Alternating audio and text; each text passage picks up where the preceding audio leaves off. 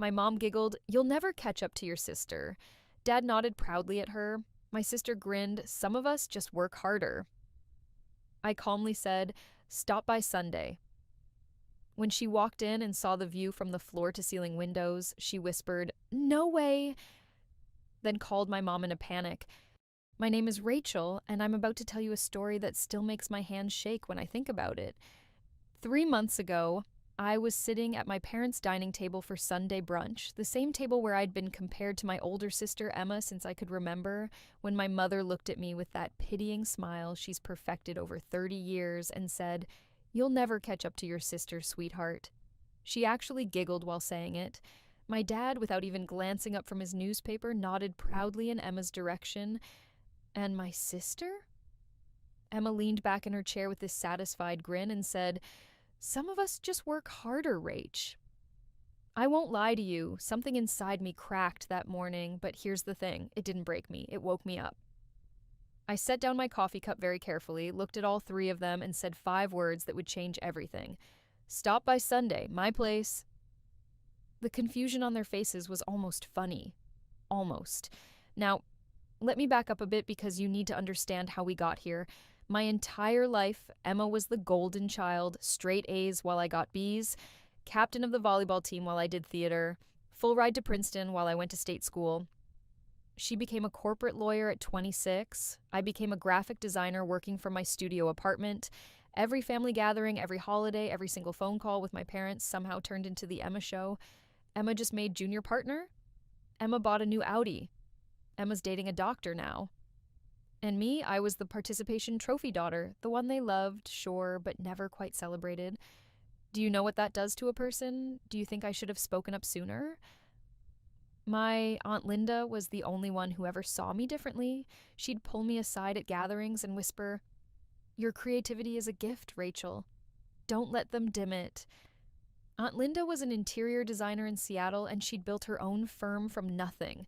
She understood what it meant to be underestimated. But that Sunday at brunch, when my mom giggled, actually giggled, about me never catching up, something shifted. Emma's comment about working harder was the final straw, because here's what they didn't know. I had been working harder than I'd ever worked in my life. 6 months earlier, I'd pitched a branding concept to a tech startup, just a shot in the dark, honestly. The kind of thing I almost didn't submit because I could already hear my family's voices telling me it wasn't good enough, but I sent it anyway. And they loved it. They didn't just love it, they gave me equity, actual ownership in the company. Then that company got acquired 2 weeks before that Sunday brunch. I hadn't told anyone yet, not a soul. I'd been processing it myself, meeting with financial advisors, and honestly enjoying the private victory before my family could somehow make it about Emma. So when I invited them to stop by Sunday, I wasn't being spontaneous, I was being strategic. That week between the brunch and Sunday felt like the longest of my life. My mom called twice to ask if I needed help tidying up my apartment before they visited. Emma texted, "Hope you're not going to too much trouble. We won't stay long." The condescension was so thick I could taste it. I didn't respond to either of them. I just sent the address. Sunday arrived, and I stood in my new place, not an apartment, a penthouse, watching the city stretch out below me through floor-to-ceiling windows. 23rd floor, 3 bedrooms, a terrace that overlooked the river. The morning light made everything glow gold. I'd moved in 3 days earlier. The doorbell rang at exactly 2 p.m. They were nothing if not punctual. I opened the door to find all 3 of them, Mom, Dad, and Emma. My mother was already mid-sentence. "Rachel, honey, this building is lovely, but you really should have stayed in your old neighborhood. It's so much more affer." She stopped talking the moment she stepped inside. I watched their faces as they took it in. The exposed brick. The modern kitchen with marble countertops, the artwork I'd finally been able to afford, real pieces from local artists I'd admired for years. And then, as they moved toward the living room, those windows. Emma walked up to them like she was in a trance. She pressed her hand against the glass and whispered, "No way. 1,800 square feet," I said casually, like my heart wasn't pounding. "The light is incredible in the morning, great for work." My dad was looking around with this expression I'd never seen before. Was that respect? "Rachel, How did you? But it was Emma's reaction I was watching. Her face had gone pale. She pulled out her phone with shaking hands and walked toward my bedroom, away from Mom and Dad. I didn't need to hear the conversation to know she was calling our mother, probably panicking about how her little sister, the underachiever, the one who'd never catch up, was standing in a penthouse that probably cost more than Emma's condo. What I didn't know then was just how much that phone call would unravel everything. My mom was staring at me with wide eyes. "Sweetheart, did you marry someone? Is there something you haven't told us?" I almost laughed. Of course, that would be her first assumption, that I couldn't possibly have done this myself. "No, Mom," I said, and I couldn't keep the edge out of my voice. "I earned it. Remember that little graphic design hobby you kept telling me to give up? Turns out it was worth something after all." The silence that followed was delicious. What do you think was going through their minds right then? Can you imagine the moment when everything you believed about someone just shatters? Because what happened next? That's when things got really interesting. Emma came back from my bedroom, and the look on her face told me everything was about to change. Emma walked back into the living room, and I could see she'd been crying. Her mascara was smudged. My perfect, polished sister looked broken. "Rachel," she said, her voice tight, "can we talk? Alone?" I glanced at my parents. Mom looked like she wanted to protest, but Dad put his hand on her arm. "We'll wait in the living room," he said quietly. Emma and I went out onto the terrace. The wind whipped her hair around her face as she turned to me. "How much?" she asked bluntly. "How much what?" "How much did you make from the acquisition?" I crossed my arms. "Why does that matter?" "Because," her voice cracked, "because I've been killing myself for 8 years to make junior partner, working 80-hour weeks, missing birthdays and holidays, and you just swooped in and what, Emma? Got lucky?" I could feel anger rising in my chest. "Is that what you think this is?" She didn't answer. "I worked on that branding project for 4 months," I said. 16-hour days. I learned 3 new design programs. I pitched it 17 times before they said yes. "But sure, let's call it luck." Emma sank into one of the terrace chairs. "Mom's going to lose her mind." "Mom already lost her mind. Did you hear her on the phone?" Emma looked up at me, surprised. "You heard that?" "These walls are thick, Em, but not that thick." She'd called Mom from my bedroom in a panic, and apparently Mom had immediately started spinning theories. That I'd gotten involved in something illegal, that I was lying about the money, that this was all some elaborate scam, because God forbid I actually succeeded on my own. "What did you tell her?" I asked. "The truth, that you clearly did something right, and we didn't see it." Emma wiped her eyes. "She didn't believe me. She thinks you're hiding something. Do you think my own mother should have trusted me more? Or was I wrong to keep this secret for so long?" We went back inside. Mom was examining my kitchen like she was searching for evidence of fraud. Dad stood by the windows, hands in his pockets, looking uncomfortable. "Rachel," Mom said the moment she saw me, "I think we need to have an honest conversation about where this money came from." Something in me snapped. "Sit down," I said, "all of you." The tone in my voice must have surprised them because they actually listened. They sat on my new couch, the one I'd picked out myself, paid for myself, and waited. 6 months ago, I was hired by a tech startup to create their entire brand identity. I began. Logo, website, marketing materials, everything. They gave me equity as part of my payment. That company was acquired 2 weeks ago. I made enough to buy this place outright and still have plenty left over. Mom opened her mouth, but I held up my hand. "And before you ask, yes, it's legal. Yes, I have a lawyer. Yes, I paid my taxes. And no, I didn't tell you because every single time I've shared good news in my life, you've found a way to make it about Emma." The room went silent. "That's not fair," Mom whispered, "isn't it?" I looked at each of them. "When I got my first gallery showing, you left early to go to Emma's law school graduation party. When I landed my biggest client 2 years ago, you spent the entire dinner asking Emma about her cases. Last Christmas, I mentioned I was working on something big, and Dad literally changed the subject to ask Emma about her bonus." Dad's face reddened. "Rachel, we never meant—" "I know you didn't mean to, but you did it anyway." Emma was staring at her hands. She hadn't said a word. "Here's what's going to happen," I continued. "I'm not apologizing for succeeding. I'm not making myself smaller so you feel more comfortable. and I'm definitely not pretending this didn't happen just so we can go back to normal. Then what do you want? Mom asked, and she actually sounded lost. What did I want? Honestly, I was still figuring that out. I want you to see me, I said quietly. Really see me, not as Emma's little sister, not as the one who needs help or pity, just me. The silence stretched out. Then Aunt Linda's words came back to me, the ones she'd said at every family gathering. Your creativity is a gift. I have conditions, I said. If you want to be part of my life going forward. Mom looked like I'd slapped her. Conditions? Sunday dinners stop being the Emma Appreciation Hour. When I talk about my work, you actually listen. And Mom, I looked directly at her. You never, ever giggle at me like that again. Do you think I was being too harsh, or should I have asked for even more? Mom's eyes filled with tears, but before she could respond, Emma stood up. She's right, Emma said, her voice steady now. About all of it. Everyone turned to look at her. I've watched you do it too, Emma continued, looking at our parents, and I let it happen because it made me feel good, special, but Rachel's right, it wasn't fair. My sister took a shaky breath. I'm sorry, Rach, for this morning at brunch, for a lot of things. I wasn't expecting that. Honestly, what do you think changed her mind? But this wasn't over, not even close.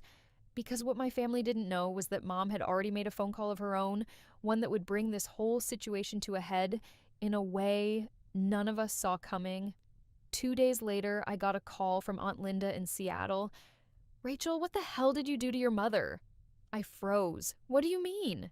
She called me crying, saying you've cut her off and you're flaunting money, and Rachel, she wants me to talk sense into you. I actually laughed. Of course she does. So what really happened? I told her everything, the brunch, the penthouse reveal, my conditions. When I finished, Aunt Linda was quiet for a moment. Good for you, she said finally. It's about damn time. You're not going to lecture me? Lecture you? Rachel, I've been waiting years for you to stand up to them, but here's the thing. Your mom also told me something else. Aunt Linda paused. She's planning a family intervention. This Sunday. She's invited your grandmother, Uncle Pete, the whole crew. My stomach dropped. An intervention? For what? She thinks you're having some kind of crisis, that the money's made you unstable. Her words, not mine. Are you kidding me right now? Do you see what I was dealing with? Linda, what do I do? You show up, she said firmly, and you let me handle the rest. I'm flying in Friday. Sunday came too fast. I arrived at my parents' house to find cars lining the street, my grandmother's Cadillac, Uncle Pete's truck, even my cousin Jade's Honda. Mom had assembled the entire family. I walked in to find 15 people crammed into the living room, all staring at me like I was some kind of spectacle. Mom sat in the center, dabbing her eyes with a tissue. Rachel, honey, please sit, she said in this tragic voice. We're all here because we love you. This is an intervention, I said flatly. This is a family meeting, Dad corrected, but he wouldn't meet my eyes. Grandmother spoke up, her voice sharp. Rachel, your mother tells us you've come into some money and you've been acting very strangely. Keeping secrets, making demands, this isn't like you. Actually, Grandma, this is exactly like me. You've just never paid attention.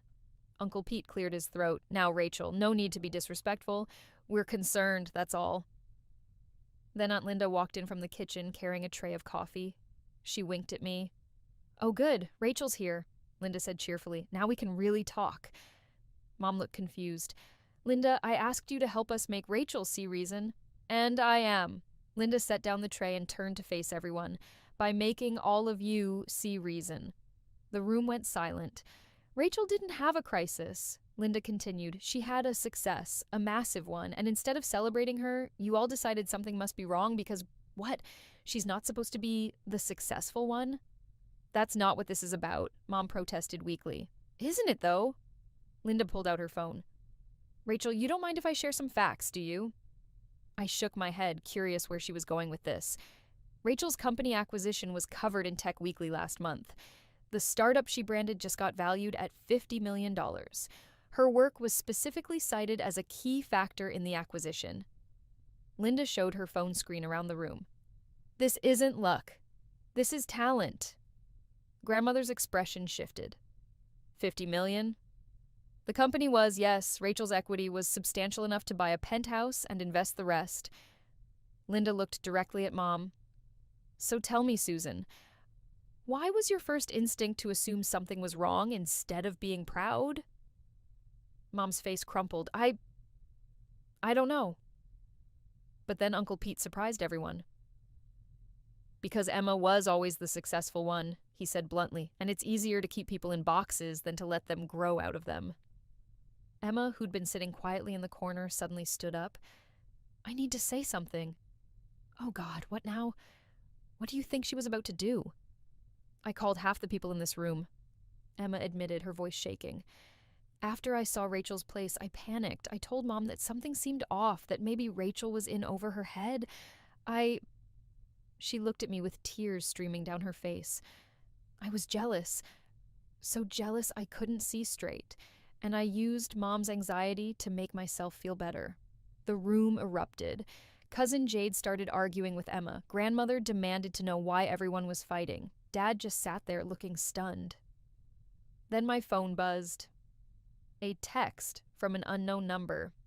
Hi Rachel, this is Marcus Chen from Vertex Digital. We got your contact from the acquisition team. We'd like to discuss a 7-figure consulting contract. Are you available this week? I stared at the screen. 7 figures. Aunt Linda noticed my expression. What is it? I looked up at my family, this messy, complicated, infuriating family, and suddenly I knew exactly what I needed to do.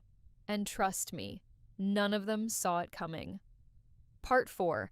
I held up my phone. I just got offered a 7-figure consulting contract. The room went completely silent. 7 figures, Grandmother repeated faintly, as in, over $1 million? Uncle Pete asked. I nodded, then I looked directly at Emma, and I'm going to take it, but first I need to say something to all of you. Mom started to speak, but Linda touched her arm. Let her talk, Susan. For my entire life, I've been the backup daughter, the one you loved but never quite believed in. And you know what? I started to believe it too, that I wasn't as smart as Emma, not as driven, not as worthy. My voice cracked. But I was wrong, and so were you. Emma was openly crying now. Dad had his head in his hands. Emma, I said, turning to my sister, you sabotaged me. You called everyone here to make me look unstable because you couldn't handle me succeeding? Do you understand how messed up that is? I know, she whispered. Rachel, I'm so sorry. I've been so competitive with you that I didn't even realize I'd become cruel. And Mom, I looked at her. You organized an intervention instead of just asking me what happened, instead of being happy for me. Mom's tears were flowing freely now. I didn't know how to process it. You were always my baby, the one who needed protecting, and suddenly you didn't need me anymore. I panicked. I never needed protecting, Mom. I needed you to believe in me. Grandmother stood up suddenly. That's enough, Rachel, sit down. Something in her voice made everyone freeze. When Grandmother used that tone, you listened. I'm going to tell you all something I should have said years ago. She looked around the room. We failed this girl. I failed her. I watched us put Emma on a pedestal, and I said nothing because it was easier than rocking the boat. She walked over to me and took my hands. Rachel, I'm proud of you. And I'm ashamed it took an intervention, she said the word with disgust, for me to say it out loud. Do you think it's ever too late for family to change? Then Aunt Linda spoke up. I have a proposal. Rachel, you don't have to accept this, but hear me out. Everyone turned to her. Susan, Mark, she addressed my parents. You two are going to therapy, family therapy with Rachel if she's willing. Emma, you too. Linda, I don't think... Mom started. I'm not done, Linda interrupted. And Rachel, if you want my advice, take that consulting contract. Keep succeeding. Keep growing. But maybe, and only if you want to, give them a chance to grow too. I looked at my family. Mom looked devastated. Dad looked ashamed. Emma looked like she'd been hollowed out. But they were also listening. Really listening. For maybe the first time. I'll think about therapy, I said slowly. But I have one condition. Anything, Mom said desperately. Emma publicly apologizes for what she did. Not just to me, to everyone here. She admits she tried to sabotage me out of jealousy. Emma didn't hesitate. I already said it, but I'll say it again. To everyone. She stood up, facing the whole family. I was jealous of Rachel's success. So jealous that I manipulated Mom's fears and tried to make Rachel look unstable. I was wrong. I was cruel. And Rachel, I don't deserve your forgiveness, but I'm begging for a chance to earn it back. Cousin Jade spoke up from the corner. Emma, that's really messed up. I know. Uncle Pete nodded slowly. Takes guts to admit that. I looked at Emma, really looked at her. My sister, who'd always had everything, who'd never had to fight to be seen. She looked smaller now. Humbled. Therapy, I said firmly. All of us. And Emma, you're paying for it. Deal, she said immediately. Mom reached for me. Rachel, can I hug you? Please? I let her. And then Dad joined, and suddenly we were all crying in the middle of the living room while my entire extended family watched. Group hug, Cousin Jade called out, and suddenly I was buried in relatives, all of them apologizing and congratulating me at once. When everyone finally left, it was just me, Emma, and my parents. What happens now? Dad asked quietly. I pulled out my phone and showed them the text from Vertex Digital. Now I respond to this. I build my career, and you all show me, through actions, not words, that things are really going to change. Emma looked at me. Can I ask you something? Sure. That consulting contract, is it in my field? I saw where this was going. Emma, I'm not giving you... No, she interrupted. I meant, could you use a lawyer to review the contract, free of charge, as my first step toward making amends? I studied her face. She looked genuine. Okay, I said. Send me your rates anyway, though. I'm paying you... Rachel, I'm paying you, Emma, because that's what professionals do. A small smile crossed her face. Fair enough. But what none of us knew was that this was just the beginning, because that contract from Vertex Digital, it was about to change everything again. And this time, my family would actually be there to support me, or so I hoped. 3 months later, I was standing in a conference room at Vertex Digital, presenting my brand strategy to their board of directors, and sitting in the back of the room, taking notes on the legal aspects of my contract, was Emma. She'd kept her word. She reviewed my contract, found 3 clauses that needed negotiating, and got me an extra $200,000. Then she asked if she could sit in on my presentations to learn about my process. I want to understand what you do, she'd said. Really understand it. After the presentation, the CEO shook my hand. Rachel, this is exactly what we needed. When can you start the implementation phase? Next week, I said confidently. In the elevator down, Emma turned to me. You were incredible up there. I mean it. Thanks. How's therapy going? We'd been doing family sessions every Thursday. It was hard. A lot of crying, a lot of uncomfortable truths, but we were showing up. Mom cried again yesterday, Emma said, but it was different this time. She actually listened when the therapist called her out on the favoritism. And Dad? He's trying. He asked me about your work 3 times at dinner last week. Emma smiled. Genuine questions, not just polite ones. When I got home, there was a package waiting at my door. Inside was a framed photo, the whole family at Thanksgiving last week. Underneath, Mom had written, To Rachel, our brilliant daughter, we're so proud of you. Love, Mom. I stared at those words for a long time. Our brilliant daughter, not Emma's sister, not the backup, just me. My phone rang. It was Aunt Linda. Did you get Mom's package? She asked. Just opened it? She's really trying, you know. They all are. I know. And I did know. It wasn't perfect. They still slipped sometimes, still defaulted to old patterns, but they were aware of it now. They were trying. How's the contract going? Linda asked. It's amazing, Linda. I'm actually thinking about starting my own consulting firm. Do it, and when you do, call me. I have clients who'd love to work with you. After we hung up, I walked to my floor-to-ceiling windows and looked out at the city. 6 months ago, I'd been sitting at that Sunday brunch, being told I'd never catch up. Now, I wasn't trying to catch up to anyone. I was running my own race. Emma and I got coffee every week now. We talked about work, about therapy, about how weird it was to actually see each other as people instead of competitors. She told me she'd been miserable trying to be perfect all the time. I told her I'd been exhausted, trying to be invisible. We were learning to be sisters, real sisters. Mom still struggled sometimes. She'd start to compare us, then catch herself. Sorry, she'd say, old habits. But she was aware now. That was something. Dad surprised me the most. He started reading articles about branding and design just so he could talk to me about my work. He didn't always understand it, but he tried. Last Sunday, at family dinner, Dad raised his glass, a toast to both my daughters, Emma for making partner, and Rachel for landing the Vertex contract and teaching us all what success really looks like. Emma caught my eye across the table and smiled. Not the competitive smile from before, a real one. Was it perfect? No. Did we still have hard days? Absolutely. But we were building something new, something better. And that giggle from Mom that started all this? I never heard it again. So, that's my story. Looking back, I'm glad everything happened the way it did. The hurt, the confrontation, even that awful intervention. It forced us all to face the truth. I'd love to hear what you think.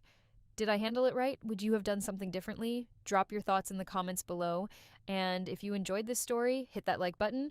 Or if there's something you didn't like, I want to hear that too. Your opinion matters to me. Thanks for listening to my story. It means more than you know.